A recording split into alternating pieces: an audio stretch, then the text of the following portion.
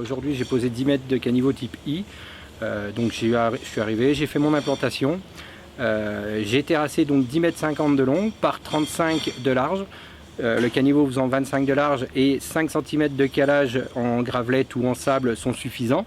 Et en profondeur, toujours j'ai creusé 25 cm, et ce qui fait 0,8 m3 de déblai que je peux faire en un seul tour avec mon camion.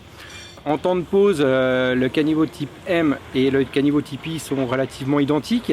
L'avantage qu'on a avec le type I, c'est sur le gain de temps sur le terrassement et sur le remblaiement, puisque pour faire le calage du type I, c'est vite fait de mettre de la gravelette le long du caniveau, alors que pour mettre le béton, bien faire rentrer le béton dans le type M, ça prend plus de temps en niveau de calage et en terrassement, puisqu'on terrasse plus large, donc ça prend plus de temps. Plus mes temps de trajet.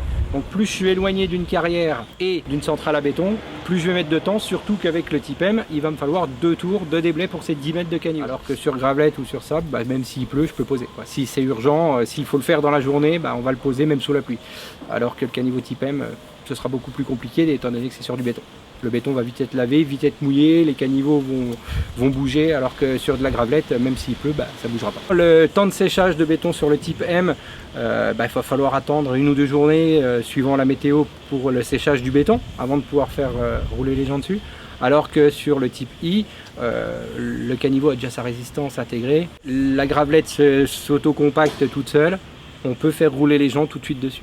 Concrètement, aujourd'hui j'ai découvert la pose de caniveau type I sur sable ou gravelette, et pour moi c'est un gros avantage, ça permet de gagner du temps.